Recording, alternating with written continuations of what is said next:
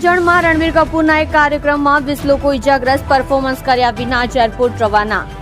સુરતના અડાજણ ખાતે બોલિવૂડના સુપરસ્ટાર અભિનેતા રણબીર કપૂરનો એક કાર્યક્રમ રાખવામાં આવ્યો હતો. જો કે આ કાર્યક્રમમાં મોટી સંખ્યામાં ભીડ ઉમટી પડી હતી. રણબીર કપૂરને જોવા માટે ધક્કામુક્કી થઈ હતી, જેમાં 20 લોકો ઇજાગ્રસ્ત થયાના સમાચાર સામે આવ્યા છે.